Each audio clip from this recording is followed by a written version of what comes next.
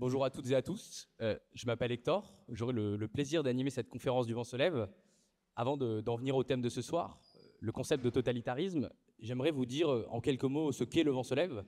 Nous sommes un média d'opinion en ligne, fondé en 2016 et qui porte notamment l'ambition de combattre l'hégémonie culturelle néolibérale.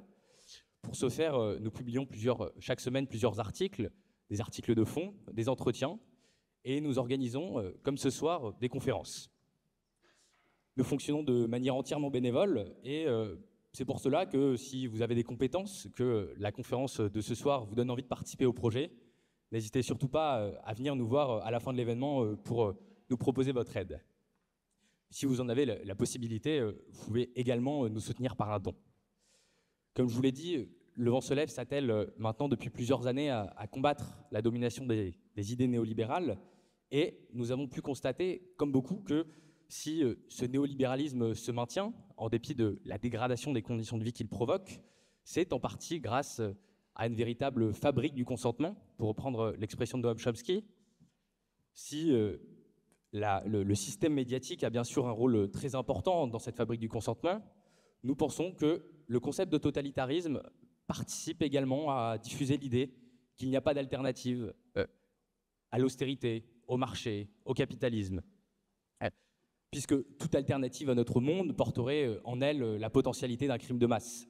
Et j'en veux pour preuve la conclusion que donne François Furet à son livre « Le passé d'une illusion », dans lequel il écrit donc à la fin « Nous voici condamnés à vivre dans le monde où nous vivons ».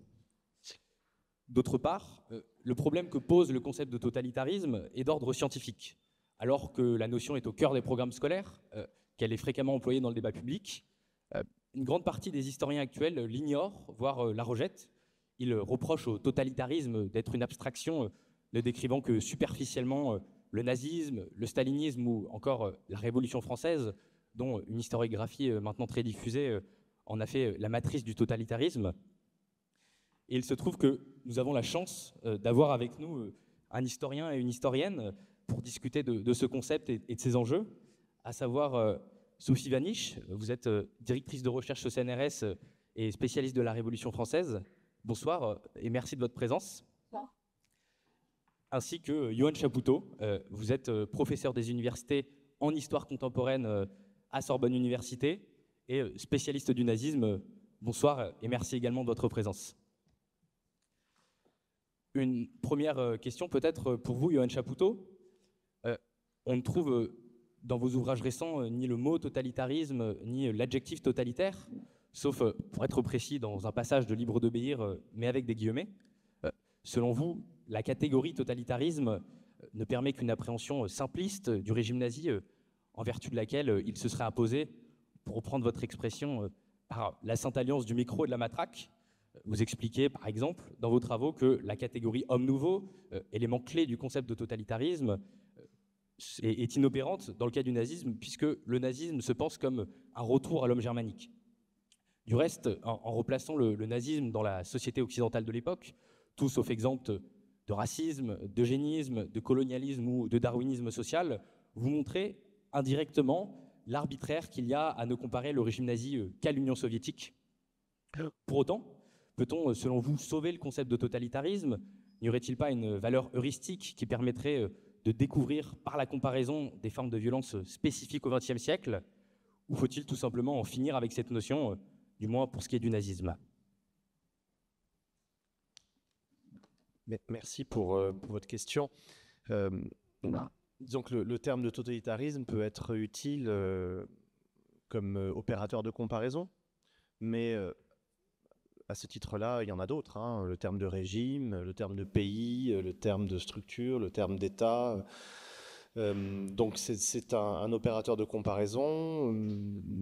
Toute comparaison est légitime, donc de fait, oui, on peut comparer nazisme, stalinisme, fascisme, mais aussi démocratie libérale. Enfin, évidemment qu'il y a une vertu heuristique.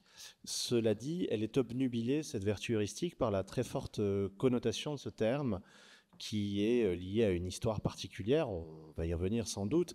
C'est un terme qui a été forgé, le terme de totalitarisme, par des antifascistes dans les années 20 pour désigner assez adéquatement, au fond, l'ambition du projet fasciste, qui était une ambition d'arraisonnement de toute la vie sociale, culturelle, voire intime à l'État.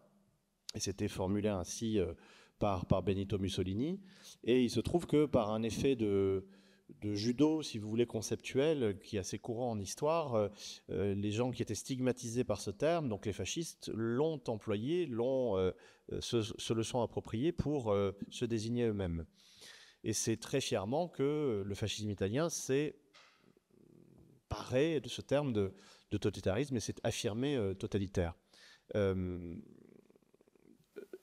Dans le cas du stalinisme, c'est un terme intéressant aussi parce que la présence de l'État dans la phase stalinienne, c'est-à-dire la phase socialiste, dans le séquençage en fait marxiste ou marxiste-léniniste de l'évolution historique, la présence de l'État est forte, elle doit être renforcée pour assurer la domination du prolétariat sur la bourgeoisie. Très bien. Dans le cas du nazisme, là c'est plus délicat parce que on a vu donc la centralité de l'État et très grande importance de l'État dans le concept de totalitarisme. Or, les nazis sont des anti-étatistes convaincus. Ce sont des gens qui veulent détruire l'État, qui le disent et qui le font d'ailleurs. Qui, dès février 1933, affaiblissent considérablement les structures étatiques en Allemagne, qui sont un héritage vénérable et important de la tradition stato-prussienne depuis le XVIIe siècle. Et ils affaiblissent l'État au profit de nouvelles entités qu'ils appellent des agences qui, à leurs yeux, ont des qualités que l'État n'a pas. En l'occurrence, l'État, c'est un corpus de normes et un corps de fonctionnaires, corpus de normes dépassés aux yeux des nazis et corps de fonctionnaires qui ont la mauvaise éthique professionnelle d'appliquer ces normes-là. Donc il faut vraiment dépasser le stade de l'État, qui par ailleurs est une entité considérée comme étant trop lourde, trop peu mobile, trop peu agile, puisque c'est un terme déjà qui est employé à l'époque, au profit d'agences qui sont affectées à un thème particulier, dotées d'un projet, d'un budget, d'une mission, et qui sont censées être non pérennes, contrairement à l'État. Et on voit proliférer les agences très rapidement, dès février 1933. Autre élément, vous l'avez cité, de définition du totalitarisme comme projet, comme ambition, c'est volonté de forger un homme nouveau, au sens d'individu nouveau. Et ça, c'est tout à fait avéré dans le cas fasciste comme dans le cas stalinien, mais pas non plus, une fois encore, dans le cas nazi. Les nazis n'ont que faire de l'homme nouveau, ils n'en veulent pas, c'est pas du tout leur ambition, c'est pas du tout leur propos. Ils veulent opérer ce que j'ai moi appelé une révolution culturelle, mais une révolution au sens pré-révolutionnaire du terme. Ils détestent tellement la Révolution française, les nazis, qu'ils emploient le terme révolution au sens pré-1789, c'est-à-dire au sens étymologique du revolvere latin. Du retour à l'origine, de cette espèce de salto arrière vers la Germanie des forêts, vers la prime origine de la race nordique, etc. Donc l'archétype biologico-humain nazi, ce n'est pas du tout un homme nouveau, une forme de projection. L'archétype, c'est l'archaïque, c'est le retour à l'origine. Donc dans cette mesure-là, l'homme nouveau n'est pas non plus un critère intéressant. Donc c'est dans cette mesure-là que les historiens du nazisme n'emploient jamais le terme de totalitarisme, jamais. Vous lisez Kershaw, vous lisez Christian Ingrao, vous lisez Nicolas Patin, vous lisez moi, personne, et on n'a même pas l'idée de l'employer parce que, en l'occurrence, ça ne sert à rien. C'était pas du tout, c'est pas du tout pertinent pour saisir le projet nazi. Il y a aussi cette idée que le totalitarisme véhicule l'idée donc d'une maîtrise, d'une domination totale sur une société.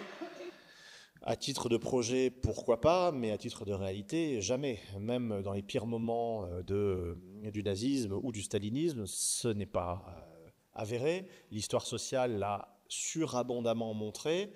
Je me souviens d'un article de Yann Kershaw en 1995 intitulé « L'introuvable totalitarisme ». Yann Kershaw avait participé pendant longtemps un grand projet qu'on appelle le Bayern Project, hein, un projet d'étude sur la population bavaroise sous le Troisième Reich. Et il avait montré, avec ses collègues, toutes les marges de manœuvre, de liberté, ce qu'on appelle les Handlungsspielräume en allemand, c'est-à-dire les domaines d'action possibles d'une société qui, de fait, n'est pas mise en coupe réglée et qui n'est pas soumise à une domination. D'autant plus dans un État, une région comme la Bavière, où il y a une forte culture catholique traditionnelle, avec déjà une société ou une parasociété catholique préconstituée, qui n'a pas besoin de la contre-société nazie. Donc, bon, et ça, c'est quelque chose que, bien auparavant, la soviétologie avait montré. Si on fait un petit peu l'histoire de ce concept de totalitarisme, on a vu la naissance en Italie, chez les antifascistes, la reprise par les fascistes, et après la Seconde Guerre mondiale, enfin, dès les années 30 et 40, à vrai dire, hein, la science politique américaine se saisit de ce concept pour, de fait, poser une équivalence entre fascisme, bon, rapidement la question ne se pose plus trop, nazisme et stalinisme. Et donc ainsi stigmatiser l'URSS. Bon.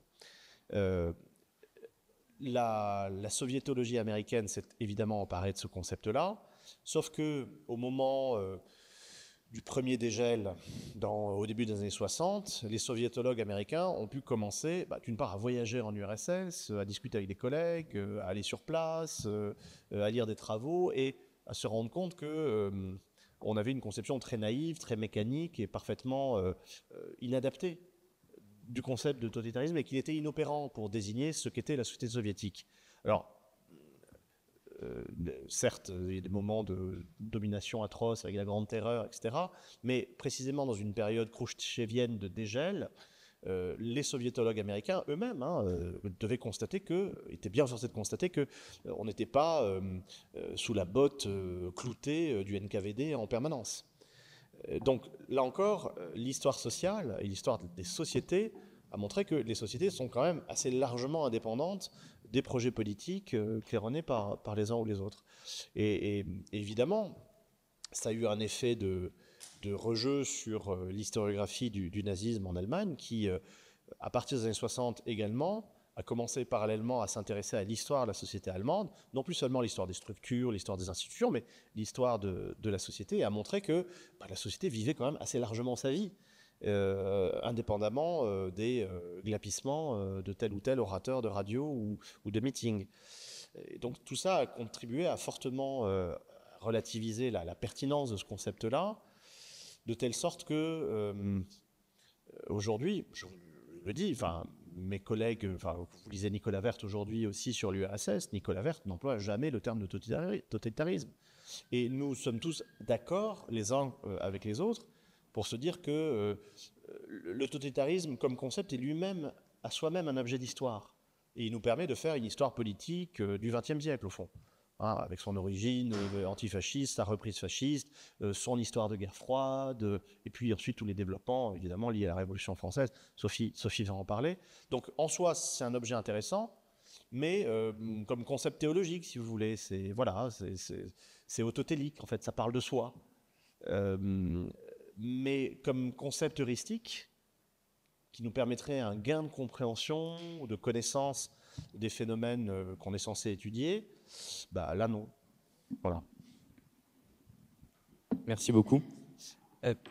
Sophie Vanish, à propos de la Révolution française, que ce soit dans sa version vulgaire sur les plateaux télé ou dans des travaux sophistiqués comme chez François Furet, le recours au concept de totalitarisme fait de la Révolution française le germe des violences ultérieures telles qu'elles se sont déployées au cours du XXe siècle. Il permet de dire que l'on trouve déjà sous la Révolution française des embryons d'exécution systématique, de propagande de masse, de partis uniques.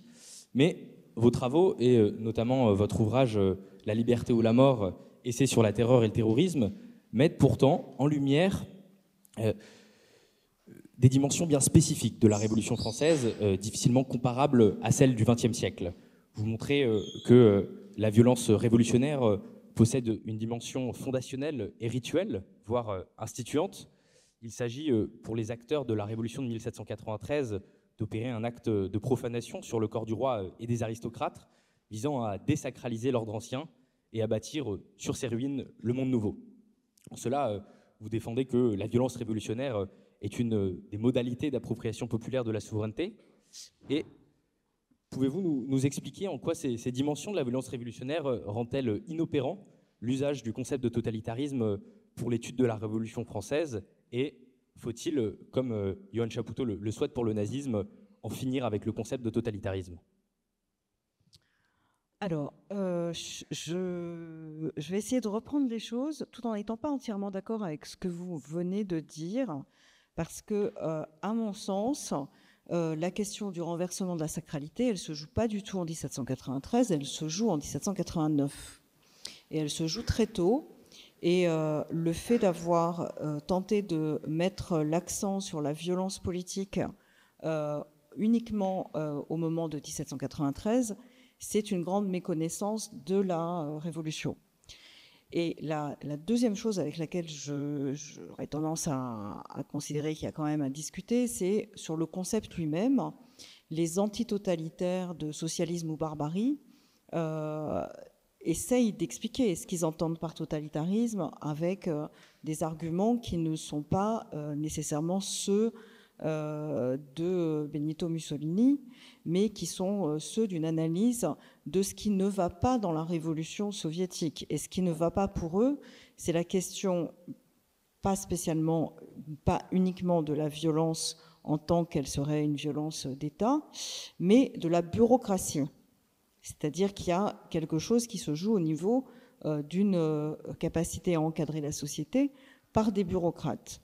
Et donc la grande question de Castoriadis et de Claude Lefort et ensuite de Miguel Abensour et aussi de ceux qui vont venir après dans cette filiation des antitotalitaires de gauche, c'est d'affirmer qu'il y a à penser une révolution qui serait effectivement capable de ne pas s'appuyer sur un pouvoir d'État qui encadre au profit de ce que Hannah Arendt appelait déjà le conseillisme. Et donc dans les livres d'Hannah Arendt, qui est quand même une de celles qui a à la fois promu et affirmé qu'il fallait cesser d'utiliser le concept de totalitarisme, non qu'elle était en désaccord avec sa consistance, mais parce qu'elle n'était pas d'accord sur le fait qu'on puisse mettre en équivalence stalinisme et nazisme, et là on vient d'avoir la démonstration des raisons pour lesquelles c'était inacceptable, eh bien elle aussi, elle défend l'idée de révolution sous la forme du conseillisme contre une forme étatique. Et donc de ce point de vue-là, c'est un premier point, et c'est un point qui me semble important. Et la deuxième chose, c'est que François Furet et l'ensemble de l'historiographie qu'on a dite critique dans les années 80 ne disent pas que la Révolution française est totalitaire, mais qu'elle est matrice des totalitarismes. Et de ce point de vue-là, il y a quelque chose de plus complexe, parce que ce n'est pas une identité, c'est l'affirmation que effectivement il y aurait quelque chose de matriciel dans le désir de révolution qui conduit nécessairement à certains types de rapports de violence. Et en l'occurrence, celle qu'on appelle la violence totalitaire. Et de ce point de vue-là, le rapport qu'instruit François Furet se fait d'abord à partir du stalinisme. C'est-à-dire, il dit, voilà, ce qu'on sait aujourd'hui sur la révolution russe nous oblige, par effet retour, puisque eux-mêmes ont lu ce que faisaient les Jacobins, alors il y a un effet retour, une espèce de miroir boomerang qui nous oblige à interroger la Révolution française en tant qu'elle a produit un modèle. Mais en même temps, il n'est pas d'accord avec l'idée qu'il y ait des résurgences et un rapport passé-présent, et il affirme qu'il est dans une logique de l'histoire froide. Et donc, il n'y a pas la possibilité de circuler entre les temps. Et donc, il y a quelque chose qui ne fonctionne pas dans son argumentation, et c'est pour ça que je ne trouve pas que ce soit une histoire rigoureuse. Parce que conceptuellement, elle utilise beaucoup d'éléments, mais ils sont dans un syncrétisme qui n'a pas de cohérence. Et donc, il utilise matrice dans un premier temps pour dire ça vient de la Révolution française et on peut circuler entre les temps. Et puis, dans un deuxième temps, il utilise matrice pour dire que c'est une forme qui est hors temps et qu'on va pouvoir retrouver à différentes séquences de l'histoire. Et cette forme hors temps, en fait, pour faire tenir ensemble les deux conceptions de l'histoire qui sont antinomiques. L'une, c'est la conception sartréienne de la dialectique des temps, et l'autre, c'est la conception foucaldienne de la discontinuité des épistémés. Pour faire tenir tout ça, il va aller chercher un énoncé qui est d'encadrer les corps et les esprits, d'encadrer d'une manière sévère les corps et les esprits. Et la manière dont il fait usage de ce terme, c'est pour évoquer quelque chose qui est très à la mode dans les années 70, c'est la figure de Sade. Et en fait, il utilise Sade pour pouvoir évoquer quelque chose qui a connu deux retournements énonciatifs importants. Premier retournement énonciatif, c'est l'affirmation que Sade serait révolutionnaire. Voilà. Alors, si Sade est révolutionnaire, c'est parce que la critique qui est faite à ce moment-là par des figures qui ne sont pas des figures de droite, qui sont des figures de gauche, et je pense que c'est très important de s'attaquer à ce qui se passe à l'intérieur de la mouvance de gauche, donc des figures radicales à gauche affirment que Sade est révolutionnaire parce qu'il décape, disent-ils, la Révolution française comme révolution bourgeoise, et que donc il est, en tant qu'aristocrate, quelque chose de l'ordre du héros révolutionnaire, et qui est capable, par ses excès, de mettre à bas l'imaginaire bourgeois d'une forme parlementaire.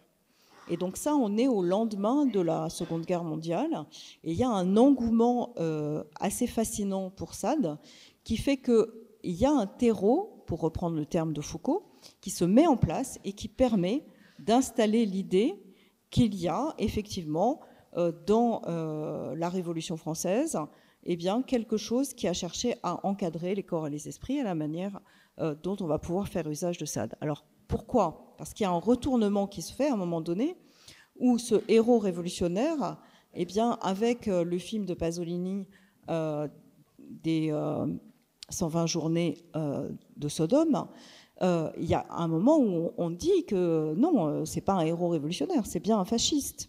Et à ce moment-là, Foucault est aussi dans un retournement et affirme que, loin d'être quelqu'un d'émancipateur pour la sexualité, c'est un sergent du sexe.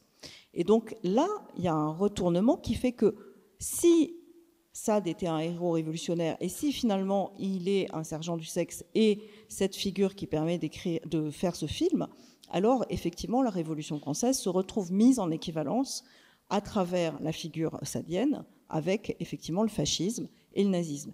Et du coup, à ce moment-là, ça tient. On a une sorte de triangulation entre la conception sartréienne de la dialectique des temps, la conception foucaldienne des épistémés, et ce terrain qui a été préparé de longue date, qui a connu un engouement aussi bien du côté des surréalistes, de René Char, vraiment de beaucoup de monde, pour cette figure, qui fait qu'on peut y croire, voilà, et que ça marche. Et donc la question, c'est pas tellement d'avoir donné l'énoncé « la Révolution française est matrice des totalitarismes », je pense que ce qu'il faut interroger, c'est pourquoi ça a pris, dans quel type de société ça peut prendre, et de savoir comment ça a été déconstruit.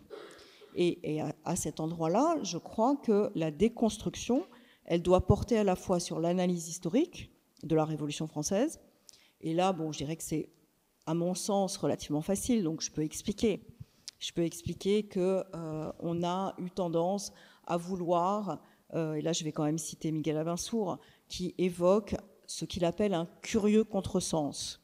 Un contresens sur Saint-Just, où on soutient, ou qui soutient que le roi doit être condamné non pour ce qu'il a fait, mais pour ce qu'il est, et que cet énoncé aurait anticipé la position des nazis qui ont mis à mort les juifs, non pour ce qu'ils ont fait, mais pour ce qu'ils sont, pour leur être juifs. La présupposition que la révolution est nécessairement totalitaire a produit des dégâts intellectuels au point de conduire à confondre un acte révolutionnaire qui appartient à l'histoire de la liberté, l'exécution d'un roi, et le génocide du peuple juif persécuté pour des raisons raciales. Comment peut-on se méprendre aussi gravement sur le propos de Saint-Just ? Au vrai, que dit-il ? Que le roi doit être condamné et exécuté, non pour sa duplicité permanente, mais en tant qu'institution politique qui repose sur une vision inégalitaire, hiérarchique de la communauté humaine, tel que celui qui incarne cette institution en profite pour asseoir la domination de l'un sur une multitude de sujets. L'être roi ne renvoie ni à une donnée biologique, ni à une donnée héréditaire, ni à la nature, mais à une institution objective d'usurpation. Donc c'est dans le Lire Saint-Just de Miguel Abençour.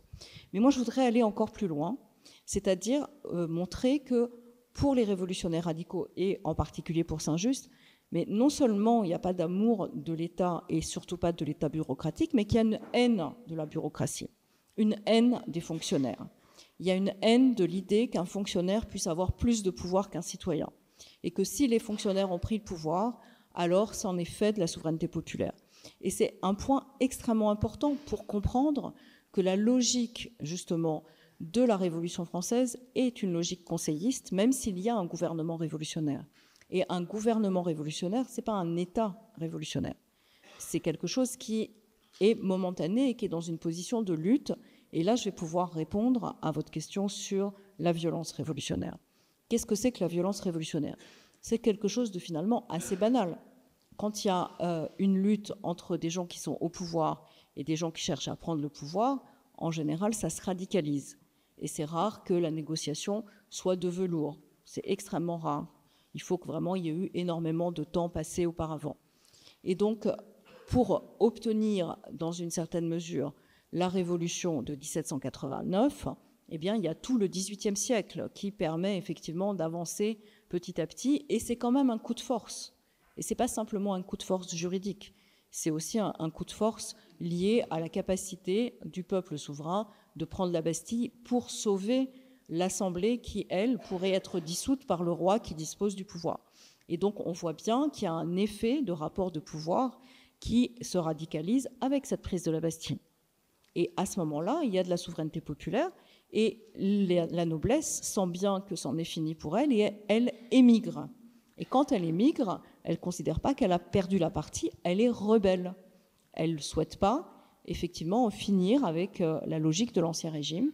Donc, elle prépare la guerre au peuple révolutionnaire.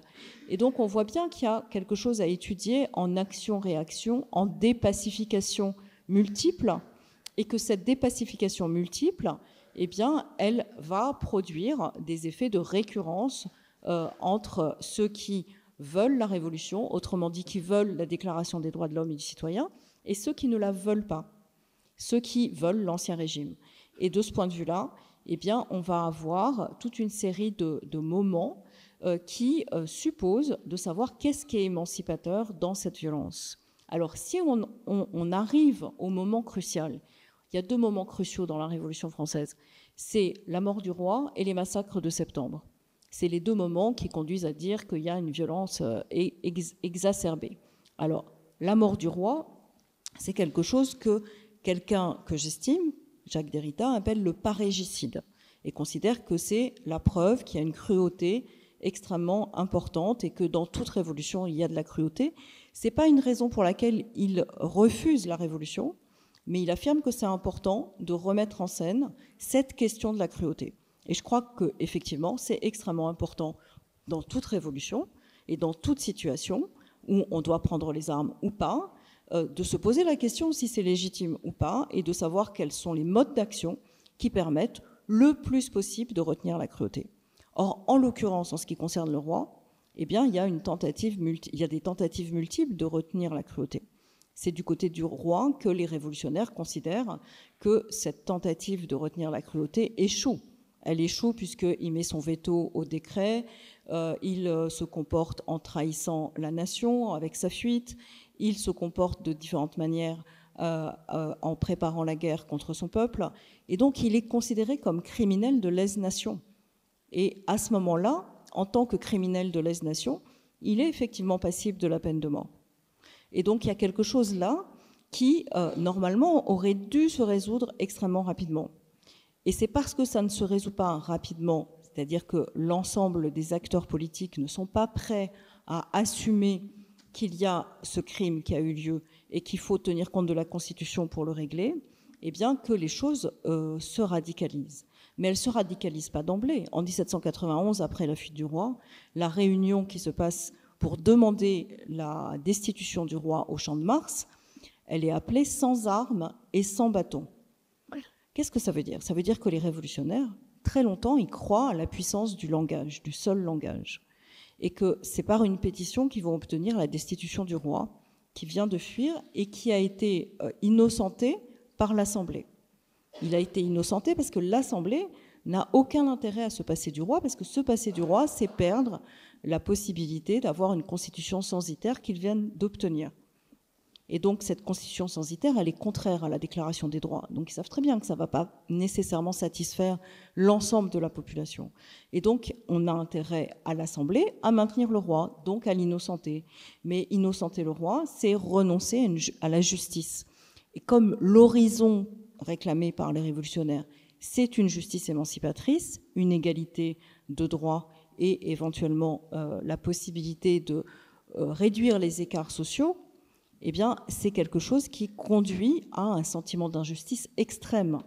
C'est-à-dire que la fusillade du Champ de Mars, puisque ces gens qui ont appelé à venir manifester sans armes et sans bâton sont fusillés, eh bien, conduit à considérer qu'il n'y a plus de possibilité de pouvoir instruire un rapport de force sans armes et sans bâton, donc par la négociation.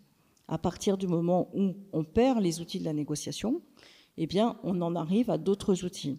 Et dans une situation où il y a une dette à la fois de sang, puisque des gens sont morts, et de dignité ou d'honneur, puisqu'on a méprisé leur qualité d'être humain, à ce moment-là, on est dans une situation que les anthropologues appellent vindicatoire. C'est une des formes de la justice. Les anthropologues distinguent 3 formes de la justice. La première forme, c'est la forme que vous connaissez tous, qui est la forme pénale. C'est dans une société où les règles sont à peu près stabilisées, reconnues par la plupart des gens, et où on confie à un corps judiciaire de régler des questions pénales d'individus. C'est-à-dire, on dit, voilà, tel individu est criminel et on va pouvoir agir de manière à décider quelle peine, quelle manière d'agir vis-à-vis de ce criminel pour protéger la société et aussi éventuellement éduquer la personne qui a été criminelle. La deuxième forme, que vous connaissez aussi, qui est à l'antithèse, c'est la forme guerrière. C'est quand on considère, non pas qu'on est dans une société unifiée, mais que l'autre est un ennemi. Alors si l'autre est un ennemi, on a le droit de le tuer. Et on est dans une situation où la justice vis-à-vis de l'ennemi, et ça peut être après avec différents types de conceptions de la guerre, où la seule justice c'est la guerre défensive, et d'autres qui considèrent que toutes les guerres ont une légitimité. Évidemment, pour les révolutionnaires, seule la guerre défensive, mais c'est aussi un lieu, du point de vue de l'anthropologie, où s'exerce un sentiment de justice, c'est-à-dire que tuer des ennemis, c'est pas nécessairement être injuste. Et la troisième forme, qui est cette forme vindicatoire, où on considère qu'une société est divisée par justement ces dettes d'honneur et de sang entre groupes sociaux. Et là, dans la Révolution française, ce qui se met en place à partir du moment où on fusille des gens qui étaient venus négocier avec des pétitions, se met en place une dette d'honneur et de sang qui va se répéter puisque la répression ou le manque de justice va se répéter également pour l'insurrection de 1792. Et à ce moment-là, eh bien, quand il y a 2 groupes vindicatoires qui se font face, il faut qu'il y ait un régime d'ouverture du cycle dit de la vengeance et de fermeture du cycle. Dans l'ouverture du cycle, c'est le moment où ceux qui pensent avoir été déshonorés et qui ont perdu des individus morts sur le Champ de Mars ou morts dans une insurrection, essayent de reprendre la main ou reprennent la main pour réclamer justice. Donc réclamer que la dette soit soldée. Comment on peut solder une dette d'honneur et de sang? En faisant reconnaître son honneur et en considérant que oui, ceux qui ont fauté, il faut qu'ils soient au moins jugés. Or, les révolutionnaires n'obtiennent pas de l'ensemble de la société, et en particulier de ceux qui sont les plus modérés, que ceux qui ont la responsabilité d'avoir tiré soient jugés. Et c'est ce qui mène au massacre de septembre.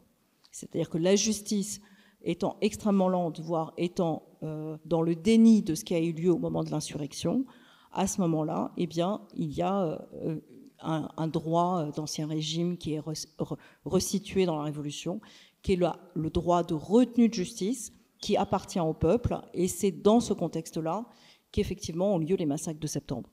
Alors ça ne veut pas dire que tout ça est satisfaisant, pas du tout. Ça veut dire que les combats sont des combats difficiles et que du point de vue des révolutionnaires et du point de vue d'un théoricien comme Claude Lefort, il y a un effort à donner parce que c'est quelque chose qui brûle les individus que d'avoir à porter le glaive de la loi, c'est-à-dire à se faire justice soi-même. Et donc c'est quelque chose que les révolutionnaires redoutent. Ils le redoutent tellement qu'ils considèrent que c'est bien les contre-révolutionnaires qui les acculent à ce type de geste. Et ils espèrent que ça puisse être réduit le plus possible. Il n'y a rien qui les inquiète davantage que la guerre civile. Et donc on est dans une situation où toutes les tentatives qui sont faites sont des tentatives de retenue de cette violence ou de retenue, si vous voulez, de la cruauté. Alors on peut dire, ah bah, quelle drôle de retenue, les massacres de septembre. Mais en l'occurrence, même les massacres de septembre, c'est une situation qui est très ponctuelle. Et c'est justement pour éviter qu'ils ne se répètent que sont créées les institutions dites de la terreur.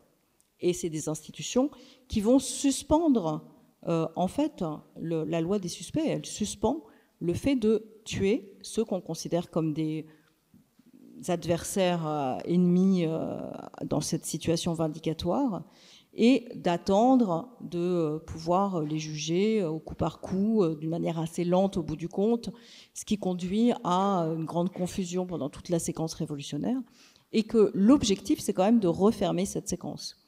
Et toute la difficulté est là. Et la difficulté est là parce que pour pouvoir refermer une telle séquence, il faut qu'il y ait à nouveau un sentiment de confiance civile. Et c'est ce qui est difficile à réinstaurer dans une séquence révolutionnaire. Et donc tout ça témoigne de quelque chose qui n'a pas grand-chose à voir avec un projet qui, du côté du stalinisme, est un projet effectivement d'encadrement absolu avec les bureaucraties, ou du côté du nazisme, qui est un projet anti-émancipateur par excellence et anti-égalitaire par excellence, de hiérarchie absolue. Et donc, du point de vue d'une comparaison, eh bien, il y a quelque chose d'un déni très important dans ce que la révolution a d'émancipateur. Et il y a la volonté de dire que toute situation de transformation menant nécessairement à une action et à une réaction va produire une déstabilisation du corps social et que cette déstabilisation peut amener à des événements de cruauté. D'un point de vue philosophique, on pourrait dire que toute révolution est un événement politique tragique. Mais il n'y a que des événements politiques tragiques, sinon ce n'est pas des événements. La tragédie, c'est le propre du politique, et sinon le quotidien, c'est le drame.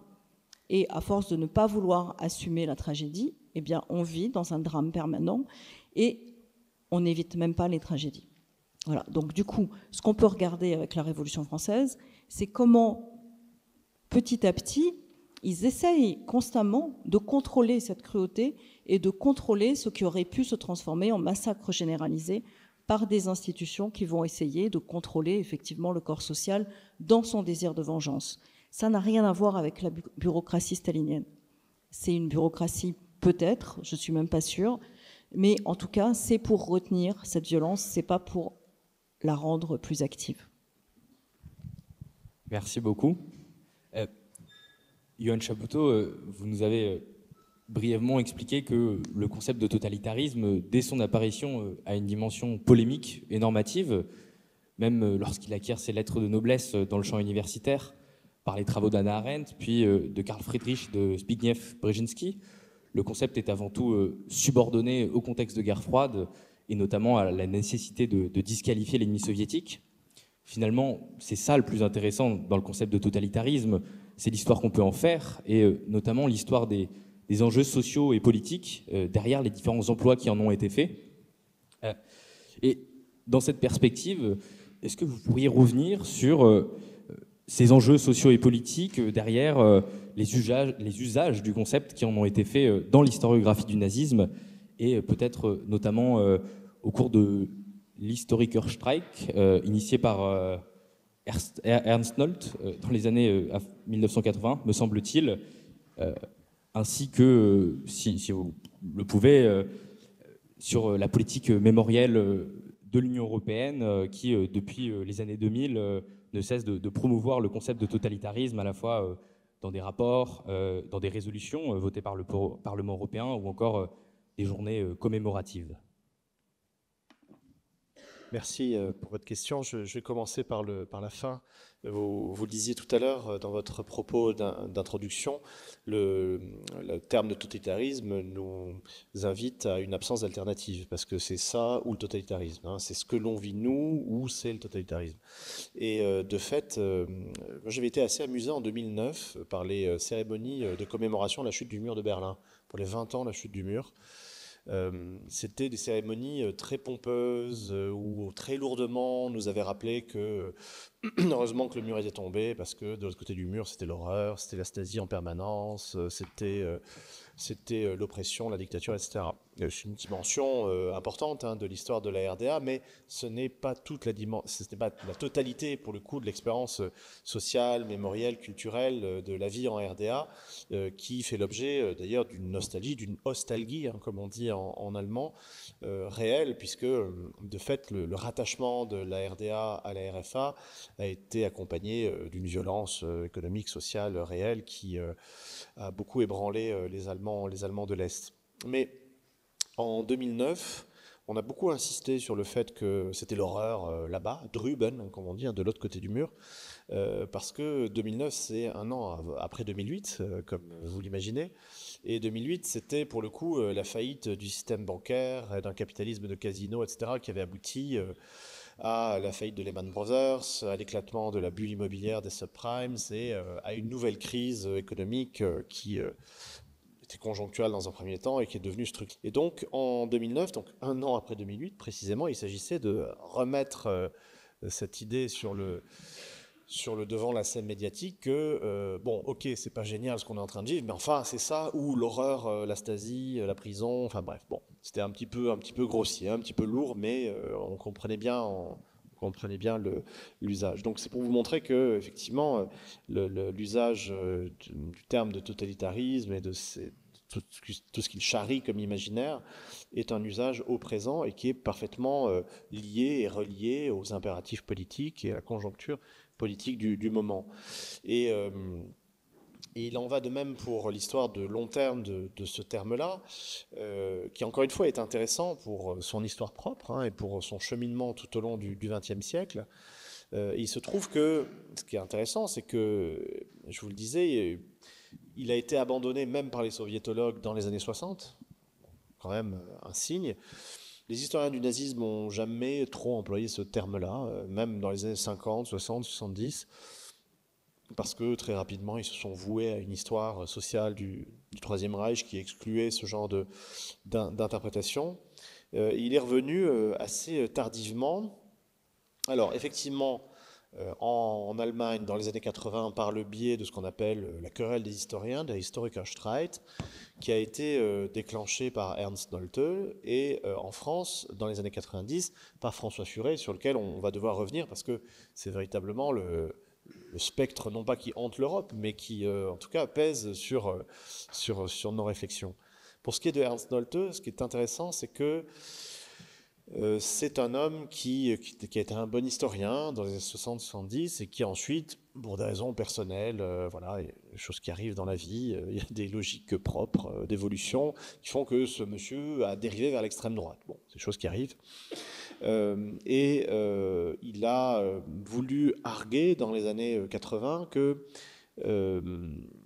dans une défense très nationaliste de ce qu'était l'histoire allemande, il a voulu arguer que le nazisme n'avait pas été un phénomène maléfique, endogène, propre à un éternel allemand, etc., mais avait été un phénomène réactif, un phénomène secondaire au fond, une réaction à la véritable horreur du XXe siècle, qui avait été la révolution bolchevique, et l'instauration du stalinisme soviétique. Bon. Avec des formules très lourdes dans ces textes. Il disait que, par exemple, Auschwitz n'était qu'une réponse au goulag. Bon. Ce qui, quand on connaît pour le coup la dynamique propre du nazisme et de l'histoire allemande, y compris l'histoire coloniale allemande d'ailleurs, ne tient pas très longtemps. Ce qui est très intéressant, c'est que Ernst Nolte, qui a été très ardemment combattu par une partie des intellectuels allemands de centre-gauche, sociodémocrates, autour de Jürgen Habermas, en philosophie notamment, a retrouvé une virginité et une légitimité grâce à François Furet, qui a entamé une correspondance avec lui et qui a publié d'ailleurs sa correspondance avec Ernst Nolte pour dire qu'on n'était pas d'accord sur tout quand même. Hein, bon, Furet, en bon français, insiste quand même sur le caractère très allemand du nazisme, il ne faut pas exagérer, mais ça a permis une espèce de retour en grâce comme ça, médiatique de Ernst Nolte, qui était devenu un paria parce que de fait, il avait tenu des propos sur le nazisme et la Shoah qui étaient pas très correct intellectuellement. Et c'est là qu'on en vient à François Furet, et je trouve que c'est une histoire intéressante, parce qu'au fond, Le passé d'une illusion, qui est ce livre qui est publié en 1995, c'est une autobiographie. C'est eine Abrechnung, comme on dit en allemand. Hein. C'est une espèce de règlement de compte avec soi-même. François Furet, c'est quelqu'un qui, entre 1949 et 1959, a été membre du Parti communiste français, c'est-à-dire au moment stalinien hein, du PCF. Il n'en a pas été très fier par la suite. Bon, c'est vrai qu'il y a de quoi hein, chanter la gloire du fils du peuple, hein, en l'occurrence Maurice Thorez, épousé sans aucune... en plus, c'était un sectaire, hein, il était chef de section, François Furet, il a multiplié les anathèmes et les exclusions, c'était un bon soldat du stalinisme. Bon. C'est vrai que quand on se prétend intellectuel, c'est quelque chose qu'on a du mal ensuite à assumer. Et de fait, il a passé toute sa vie, au fond, à expier ce passage stalinien et à vouloir s'en défendre, à la fois par son travail académique, mais aussi par son action plus politique.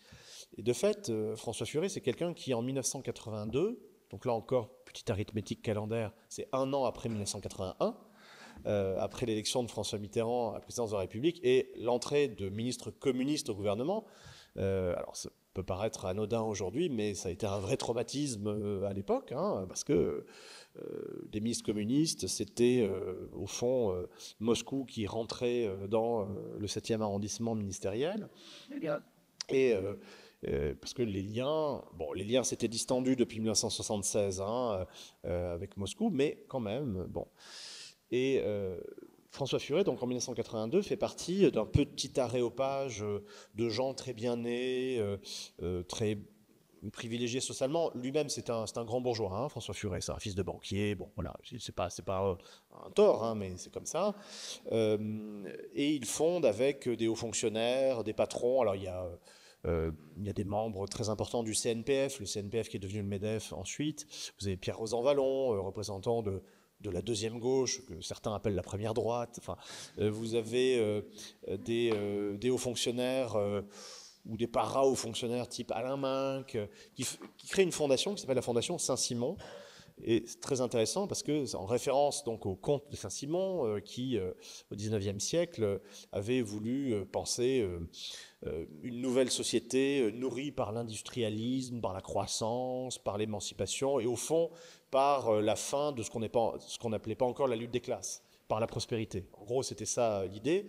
Et pour combattre tout sectarisme de gauche, donc la Fondation Saint-Simon voulait promouvoir ce que Alain Minc a appelé, dès les années 80, le cercle de la raison.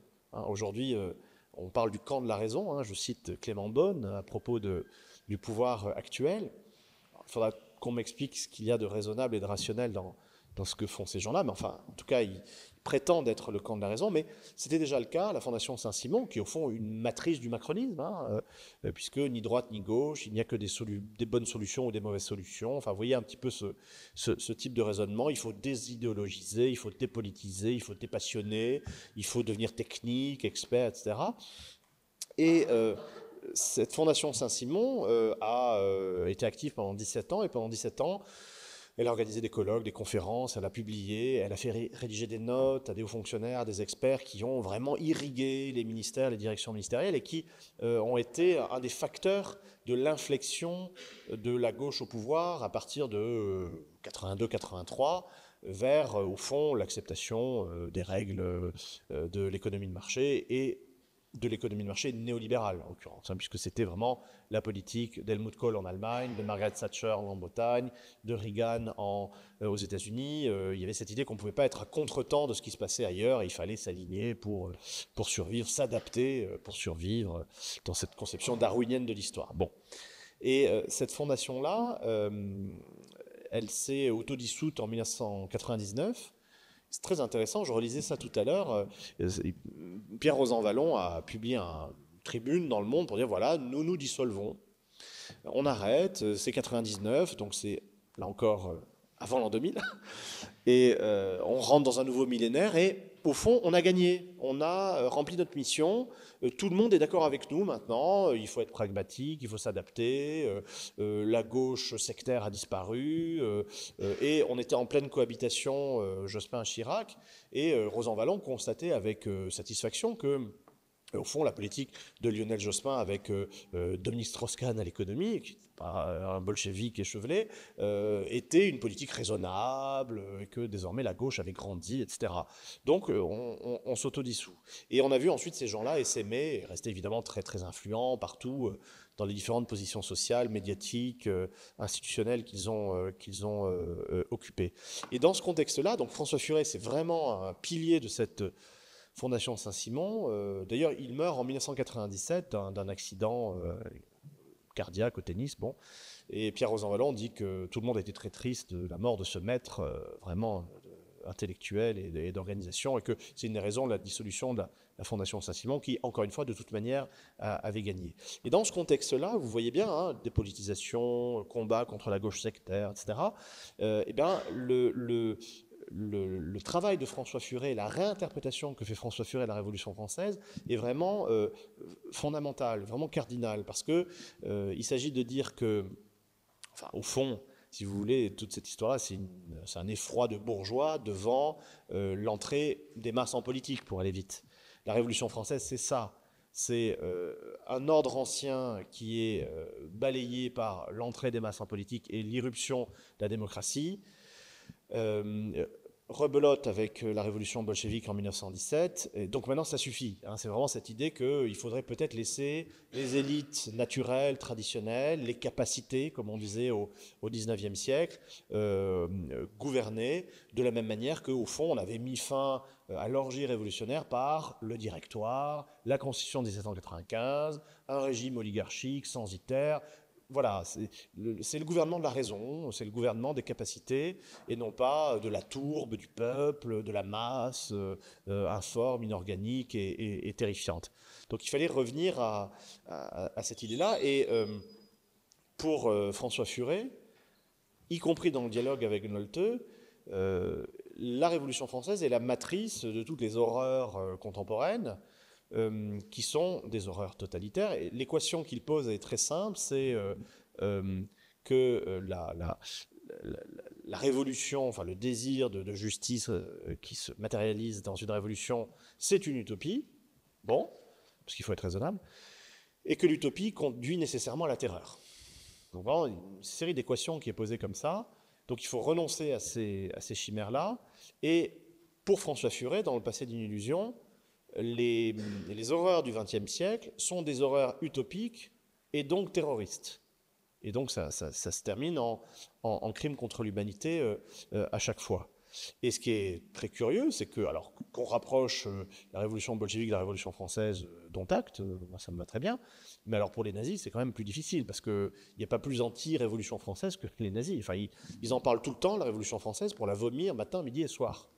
La personne la plus insultée sous le Troisième Reich, c'est Jean-Jacques Rousseau, si vous voulez. C'est Goebbels, le 1er avril 1933, fera un discours à la radio pour dire que la révolution nationale socialiste a mis fin, a effacé, je cite, a effacé 1789 de l'histoire. Et Alfred Rosenberg dit « Nous refermons la parenthèse de 150 ans d'erreur ». Une parenthèse qui a commencé dans les années 1780. Les nazis la referment. Donc, assimiler ou postuler un quelconque lien génétique entre la Révolution française et le nazisme, c'est un artifice dialectique et rhétorique de très très haute voltige. Il faut vraiment être très motivé et aller très loin et être de très mauvaise foi ou être parfaitement ignorant pour dire cela. Sauf à dire que dans national-socialisme, il y a socialisme, donc c'est un peu de gauche tout ça quand même.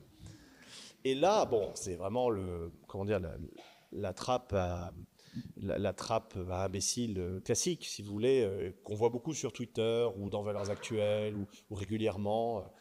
La gauche et la Révolution française comme matrice de tous les malheurs du monde. Bon, juste pour les nazis, très clairement, le socialisme, le national-socialisme, c'est un leurre. Hein, c'est ce qu'on pourrait appeler plus familièrement un attrape-couillon, en fait. Hein, donc on crée en 1918-1919 en Allemagne toute une série de mouvements d'extrême droite qui s'intitulent Parti des travailleurs, Parti ouvrier, Parti socialiste national, Parti national-socialiste, etc., pour littéralement détourner les masses ouvrières tentées par la solution internationaliste communiste vers la solution nationaliste. On a peur, on a vraiment peur d'une révolution de type soviétique en Allemagne à cette époque, et on crée des espèces d'attrape électeurs, si vous voulez, par ces organisations-là. Mais il est évident dès le départ, sauf pour une petite aile sociale qui vivote et qui finira exclue, anathémisée, puis assassinée aussi, hein, lors de la nuit des longs couteaux, il est très clair au niveau de la hiérarchie nazie qu'il n'est pas question du tout de faire une politique de justice sociale de quelque manière que ce soit, ou d'émancipation. Il est évident que les élites traditionnelles vont rester en place parce qu'on a besoin d'elles, on a besoin du patronat, on a besoin de la banque, on a besoin de l'armée, on a besoin de la police, et on va ne toucher à rien. Idem dans le fascisme italien. Les accords du Latran avec le pape Pie XI, c'est pas un acte révolutionnaire ébouriffant, si vous voulez. Donc très clairement, du côté nazi comme du côté fasciste, on a affaire à des mouvements fondamentalement, alors au minimum conservateurs, et en réalité réactionnaires. Il s'agit de peut-être s'accommoder de l'entrée des masses en politique, puisque ça, on ne peut pas faire autrement, elles sont là, bon, mais en tout cas de recanaliser tout ça de manière un petit peu plus rationnelle et organisée pour éviter précisément l'ébranlement de l'ordre ancien et l'ébranlement des élites traditionnelles. Donc quand on considère ça, on a du mal à lire le passé d'une illusion de François Furet autrement que comme, encore une fois, une autobiographie intellectuelle, une espèce de ressaisie de son parcours propre et une tentative de s'accommoder de soi-même, au fond. C'est vraiment un livre autobiographique et c'est comme le concept de totalitarisme, au fond, qu'il promeut tant. C'est intéressant en soi, comme objet d'étude, mais c'est pas du tout heuristique et ça sert à rien pour le reste. Le problème, et ça c'est quelque chose sur lequel on pourra revenir avec Sophie, c'est que François Furet exerce dans les années 90 un magistère réel, hein, c'est un mandarin qui cumule les postes, les médailles, etc. Très bien, et qui est très influent politiquement, à gauche, gauche de gouvernement on va dire, et à droite. Et c'est quelqu'un qui a une influence intellectuelle et morale dans la rédaction des programmes. Et il se trouve que en 1995, on refond les programmes de l'enseignement secondaire, en l'occurrence pour l'histoire contemporaine troisième et première. Et c'est à ce moment-là que fait son entrée de manière vraiment massive le concept de totalitarisme comme concept indépassable d'intelligence des phénomènes de la première moitié du XXe siècle, et où on va mettre en rang les trois petits cochons, Staline, Hitler, Mussolini, et dire que c'est comparable. Bien sûr, tout est comparable en histoire, ça c'est pas la question, mais au-delà de ça, c'est assimilable, parce que dans tous les cas, il y a la police politique, il y a le culte du chef, il y a la propagande, il y a la répression, il y a et ceci et cela. Bon, sauf que on l'a vu pour le cas du nazisme, il manque quand même des éléments importants, parce que État non et homme nouveau non plus. Donc voilà.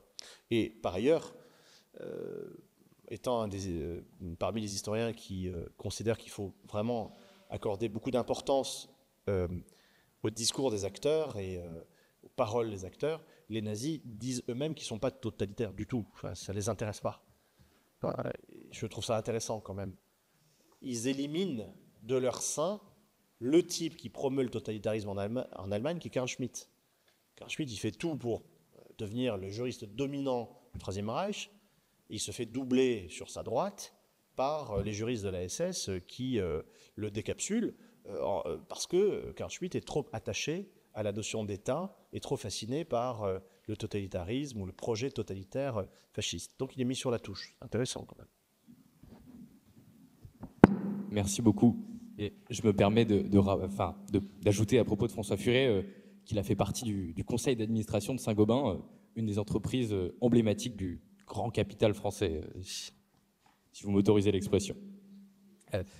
Sophie Vanish, dans le cas de la période dite de la terreur, il y a une particularité à l'histoire de l'usage du concept de totalitarisme, puisqu'il semble qu'il emprunte beaucoup à un discours qui le précède largement. Le discours des thermidoriens, ces députés qui obtiennent en juillet 1994, durant le mot thermidor, l'arrestation et l'exécution de Robespierre, et qui par la suite vont construire autour de lui et des robespierristes une légende noire. Est-ce que finalement, l'on peut dire que le totalitarisme, sous ses différentes versions, ne serait pas finalement que la réinvention d'un vieux thème et qui, de manière très similaire au discours thermidorien, répond avant tout à des enjeux sociaux et politiques très immédiats?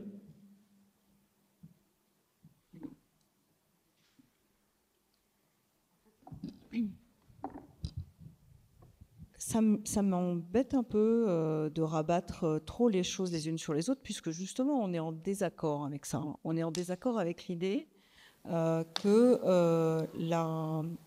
la réverbération suffirait à pouvoir fabriquer des explications. Et donc non, les thermidoriens, je dirais qu'ils sont dans une autre logique. Ils sont dans une logique où ils reprochent certes aux révolutionnaires d'avoir été violents, mais ils leur reprochent surtout d'avoir laissé le peuple parler, d'avoir eu des assemblées, d'avoir eu le droit de résistance à l'oppression. C'est ça que reproche et ils ne leur reprochent pas d'être totalitaires, ils reprochent de ne pas avoir assez encadré le peuple. Donc pour moi, ça ne tient pas vraiment de faire des rapprochements aussi forcés. C'est des bourgeois capitalistes qui souhaitent effectivement éliminer le mouvement populaire tel qu'il a pu être soutenu par le gouvernement révolutionnaire. Mais pour autant, c'est pas un précurseur de ce concept de totalitarisme qui est quand même assez spécifique.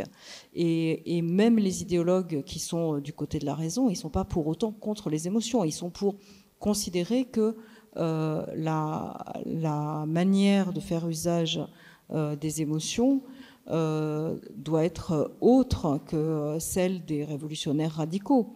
Mais Germaine de Staël, elle est quand même quelqu'un qui va être une grande poétesse, qui va écrire des romans, qui considère que ces romans sont instructifs pour le politique.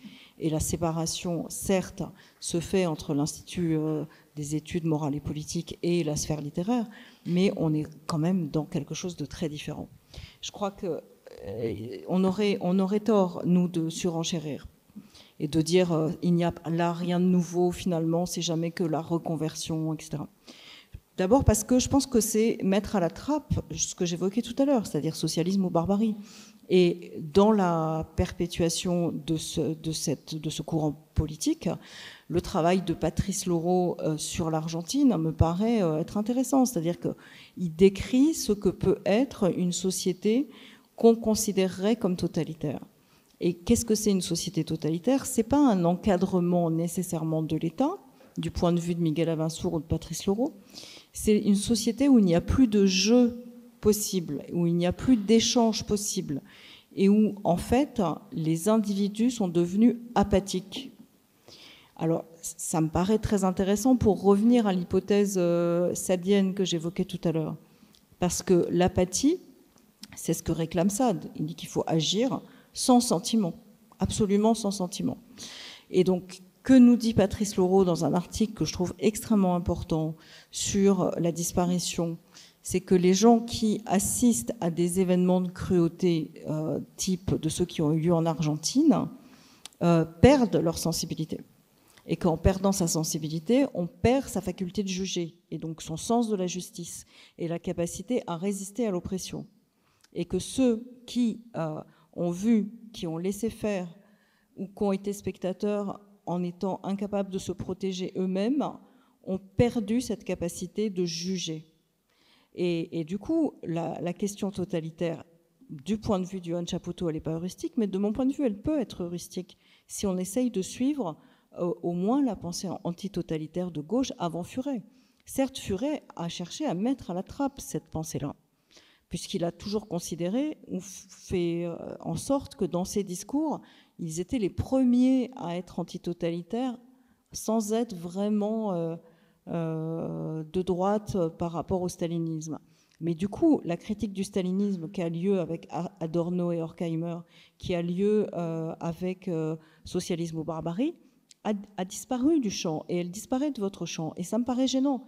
On est dans un moment où on a besoin de comprendre comment les gens deviennent quand même complices. Parce que, dans une certaine mesure, si la question totalitaire n'est pas satisfaisante dans l'usage qu'on en a fait et qu'on en fait dans l'enseignement, on a quand même besoin de comprendre pourquoi la complicité se fait. Et qu'est-ce qui fait qu'on n'a pas de capacité à résister à l'oppression et qu'on n'a pas de capacité à juger de ce qui ne va pas. Et de ce point de vue-là, il me semble qu'on a besoin de retrouver cette filiation. Et cette filiation, c'est une filiation qui affirme qu'une société totalitaire, c'est une société où il n'y a pas de débat, où il n'y a pas de capacité à reconnaître en l'autre un semblable, où il n'y a pas de capacité à vouloir l'égalité, où il n'y a pas de capacité à simplement vouloir faire venir la justice. Et donc, de ce point de vue-là, eh bien, on peut du coup interroger d'une manière utile quelles sont les sociétés aujourd'hui qui, effectivement, ont ces caractéristiques. Alors, je ne sais pas s'il faut maintenir le concept de totalitarisme pour autant, mais au moins suivre qu'est-ce que c'est l'antitotalitarisme de gauche et de voir qu'est-ce qu'il a pu promouvoir comme mode du politique qui pourrait nous être utile aujourd'hui. Parce qu'on est dans une arène qui n'est pas simplement historienne ce soir, on est dans une arène politique. Donc qu'est-ce qu'on fait avec ça, sinon de effectivement dire, effectivement c'est nos ennemis qui ont utilisé ce concept pour en faire une espèce de symbole qui nous interdisent à notre tour de nous mettre en action. Mais malheureusement, ce n'est pas uniquement à cause de ce fétiche qu'on n'est pas en action, c'est parce qu'il y a effectivement toute une série de procédures qui sont des procédures qui nous rendent apathiques et qui nous empêchent d'avoir cette faculté de juger. Et ça me paraît intéressant. Ça me paraît intéressant, y compris pour ramener ce concept, si c'est utile de cette manière-là, sur nos propres sociétés. Où on en est aujourd'hui dans notre faculté de juger, où on en est aujourd'hui dans notre capacité à retenir la cruauté, où on en est aujourd'hui dans notre capacité à considérer qu'il y a des dettes d'honneur et de sang. Et on n'a pas besoin d'aller voir ce qui se passe ni en Ukraine, ni au Proche-Orient. On a besoin de savoir pourquoi on n'arrive pas à régler la question du colonialisme et du post-colonialisme dans ce pays. Où on en est dans le rapport vengeur, y compris dans le rapport au féminisme. Pourquoi il y a besoin d'un moment de vengeance? Parce que la dette est trop lourde et qu'elle continue à peser. Voilà des questions qui me paraissent intéressantes dans la filiation de Castoriadis, de Miguel Abensour, de Claude Lefort, etc. Et si je reviens à Claude Lefort sur la période révolutionnaire, il répond d'une manière très précise à François Furet. Il répond en affirmant que les sociétés deviennent totalitaires au sens de François Furet, qu'on accepte ou pas, en tout cas deviennent dans le désir d'avoir un chef, une bureaucratie qui s'occupe de tout, de ne plus avoir à décider, quand elles n'assument plus l'incertitude du politique et la division du social. Autrement dit, qu'elles n'assument plus la conflictualité démocratique, qu'elles ne sont plus capables de supporter que tout ne soit pas effectivement suffisamment unifié. Et de ce point de vue-là, il affirme, dans un ouvrage important, que la Déclaration des droits de l'homme et du citoyen est la première institution antitotalitaire, parce que c'est une institution qui, à l'intérieur même de sa lettre, affirme le droit de résistance à l'oppression. Et en affirmant le droit de résistance à l'oppression, affirme qu'il y a toujours possibilité de déjouer justement le pouvoir et que cette résistance à l'oppression, on ne peut l'exercer que par son propre jugement. Et que de ce point de vue-là, il y a quelque chose qui a à voir avec la responsabilité individuelle et collective d'un sujet politique. Et dans cette responsabilité de résistance à l'oppression, c'est de savoir à quoi il faut résister. Faut-il résister à l'oppression de la cruauté, à la cruauté du gouvernement, à la cruauté de ceux qui dominent, ou à d'autres cruautés? Et donc il y a vraiment un jugement à avoir, et de ce point de vue-là, ça rejoint quand même d'une manière très intéressante le moment lacanien où on pose la question, est-ce que Kant et Sade, c'est la même chose? Voilà. Alors Kant et Sade, si c'est la même chose, alors la loi universelle, le droit universel, finalement, c'est quelque chose qui est absolument négatif, puisque c'est la cruauté même. Si par contre, Kant et Sade, c'est pas la même chose, ce qu'essaye en fait de démontrer Lacan, par un raisonnement assez complexe, eh bien, à ce moment-là, il y a à comprendre que la différence, elle est justement du côté du rapport à la mort, à la puissance de la mort, et à la capacité chez Kant, après la période pré-révolutionnaire où il est dans une maxime universalisable, ensuite il est dans le conflit des facultés. Et dans le conflit des facultés, il ramène la question du sensible, des émotions, et que ce qui manque aujourd'hui d'une manière importante, c'est la capacité normative du sensible.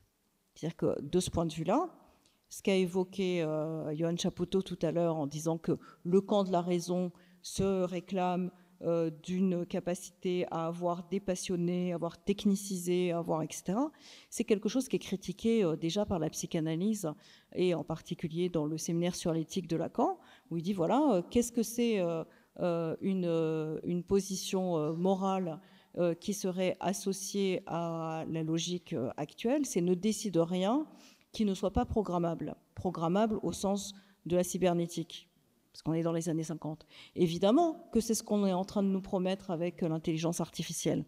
Mais cette intelligence artificielle, elle nous supprime la possibilité de juger des situations. Et juger des situations, c'est se poser une question éthique qui débouche sur du politique plutôt que se positionner.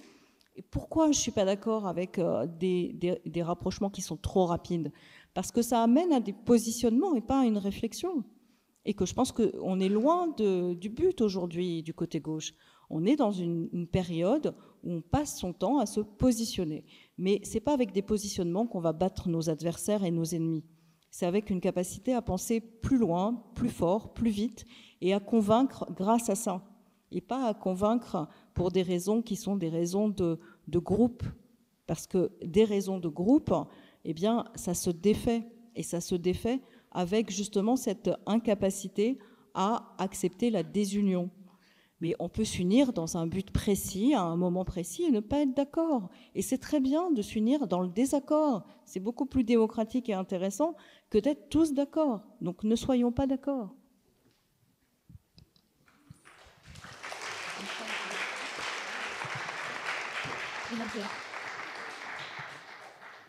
Merci beaucoup. Une dernière question, et je vous la pose à tous les deux. Comment expliquez-vous le décalage entre l'historiographie récente du nazisme et, nous n'avons malheureusement pas ce soir de spécialistes pour en témoigner, mais aussi du stalinisme, historiographie dans lesquelles le concept de totalitarisme a quasiment disparu, et la place centrale qui lui est faite encore aujourd'hui dans les programmes scolaires en France? Est-ce que c'est dû à une sorte de latence, le temps que le ministère de l'Éducation nationale prenne connaissance de l'état de la science, ou bien est-ce que cela répond-il à nouveau à des enjeux sociaux et politiques? Peut-être... Je pense qu'on y a déjà un petit peu répondu en parlant du magistère, hein, d'un François Furet sur... non pas sur l'histoire ou sur l'historiographie, mais sur les catégories, notamment haute fonction publique, qui déterminent ce genre de choses, des programmes scolaires. Il faut voir comment les programmes scolaires sont réalisés en France par des commissions nommées, alors composées d'inspecteurs généraux, de hauts fonctionnaires, etc. Très peu d'universitaires. Moi, je m'amusais à demander à Nicolas Werth, Christian Ingrao, s'ils avaient été un jour consultés d'une quelconque manière. Jamais. C'est quand même fascinant. On a des historiens là, avec Nicolas Werth, Christian Ingrao, qui sont des historiens de rang mondial, si vous voulez, dans leur spécialité, qui font autorité, qui sont traduits dans plusieurs langues, etc. Et ils sont pas consultés. C'est quand même fou pour les programmes.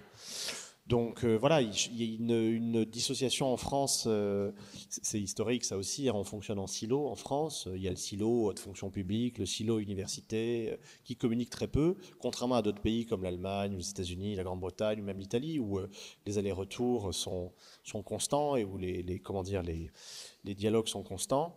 C'est dû à une conception très napoléonienne au fond, d'héritage napoléonien de l'enseignement secondaire, qui est rattaché à un ministère qui est celui de l'Éducation nationale, dominé par des hauts fonctionnaires, des inspecteurs généraux, très liés aux politiques, et le ministère de la Recherche qui est indépendant et qui s'occupe de l'enseignement supérieur. Voilà, et on ne communique pas.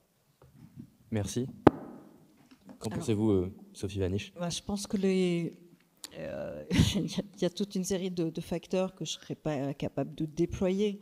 Mais il y a un premier facteur, à mon avis, qui est le fait que les manuels scolaires sont trop souvent changés pour que quand ils soient changés en profondeur.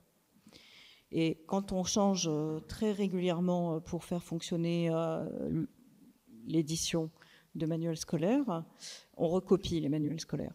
Et donc il y a ce qu'on pourrait appeler une force d'inertie du texte déjà là. Et donc, il y a une certaine paresse dans la manière dont on peut recopier le manuel scolaire. Parce que par ailleurs, il y a les programmes et il y a les manuels. Et il peut très bien y avoir un programme X et des manuels Y. Heureusement, je dirais, tant mieux, je suis pour. Mais il n'empêche qu'il y a quelque chose qui dysfonctionne dans la manière dont le manuel scolaire a une autonomie de production par rapport effectivement à ce que pourrait être un manuel stabilisé pour, je sais pas, même 10 ans, c'est pas énorme. Là, ils changent tous les 4 ans quasiment les manuels, voire plus dans certaines maisons d'édition. Du coup, si on avait 10 ans, plus 10 ans, peut-être on aurait aussi des manuels où on fait appel davantage à ce savoir nouveau et on prendrait le temps d'assimiler des choses. La deuxième chose, je suis d'accord avec Johan Chapoutot, le ministère de l'Éducation nationale, quand on fait les programmes, on sait très bien que c'est éducation nationale et que le but, c'est de produire un certain type de citoyen. Et que ce citoyen qu'on veut produire, c'est pas le citoyen de la faculté de juger. Voilà, ni du conflit des facultés, c'est pas ce citoyen-là. Et du coup, il y a quelque chose qui est très peu ambitieux aujourd'hui pour les élèves. Et quand il se trouve que j'ai débuté comme professeur certifié, et j'étais très contente d'être professeur certifié parce que je voulais absolument gagner ma vie et j'étais vraiment très très contente et très engagée dans ce métier. Et quand j'ai été inspectée, l'inspecteur m'a reproché la qualité de ce que je donnais aux élèves. En me disant, et je lui dis, mais ils comprennent, donc pourquoi pas? Il me dit, mais c'est pas ça qu'on attend de vous. Alors je lui dis, mais vous attendez quoi? Et là, il était très en colère. Il y avait quelque chose, pour moi, qui était symptomatique.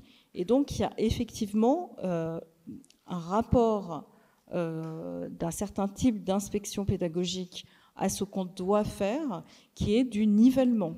Et pas du tout l'idée qu'un cours, chacun va puiser dedans ce qu'il peut puiser et qui va se nourrir en fonction d'années les unes après les autres, qui va lui permettre de puiser de plus en plus dans quelque chose qui est riche. On demande de faire du light. Et plus ça va, plus on nous demande de faire du light partout. Et donc, essayons de refuser ça. Et dans les articles de presse, et dans les conférences, et dans les livres qu'on produit.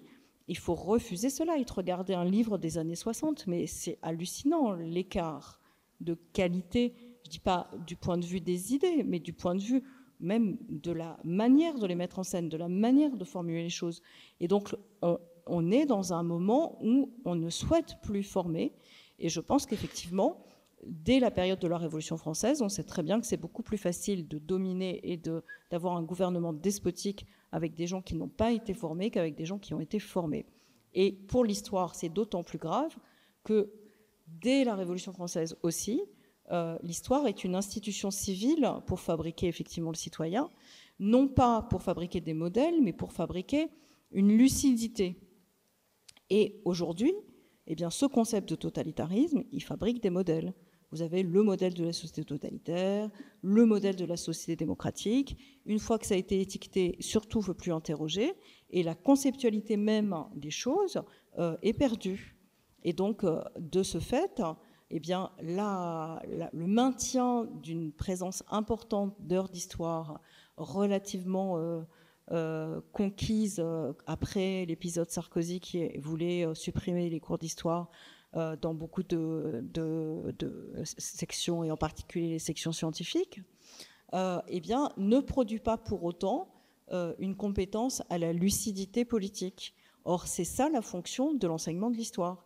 Et de ce point de vue-là, eh bien, les courants historiographiques qui sont les plus positivistes au ras des archives, sans chercher à un peu donner une teneur de lucidité à ce qu'on décrit et à considérer que le passé doit rester le passé et à surtout ne pas faire d'analyse des situations, eh bien, va dans ce sens.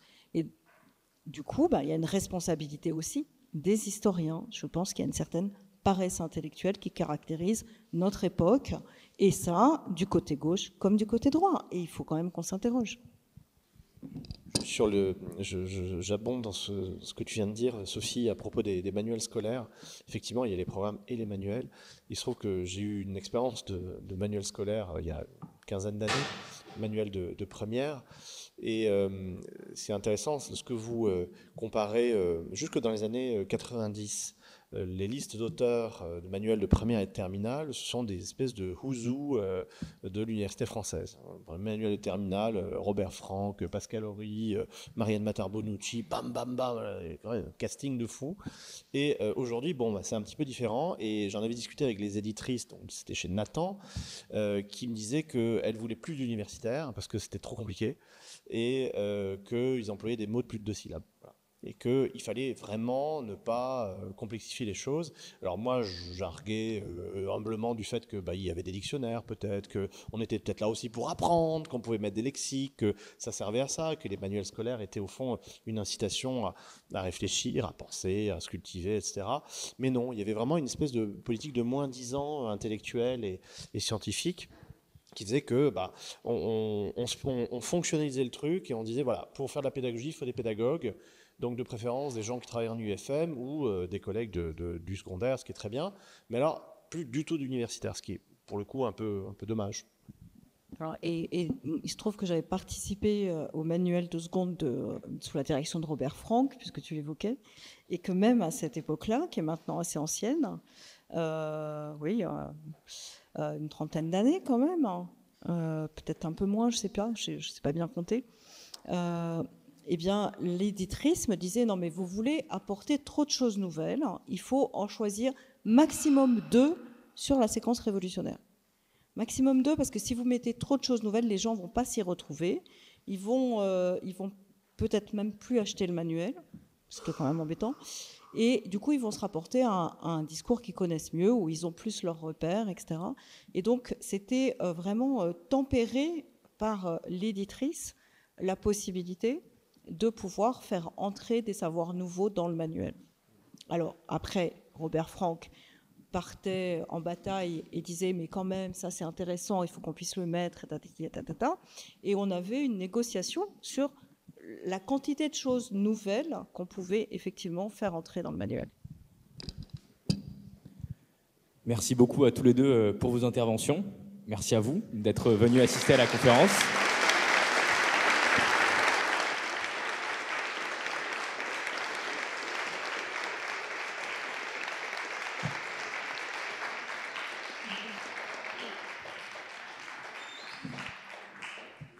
Je vous rappelle à toute fin utile que vous pouvez nous soutenir par des dons et je vous invite pour ce faire à vous rendre sur notre site internet ou notre application également pour lire nos articles, bien évidemment.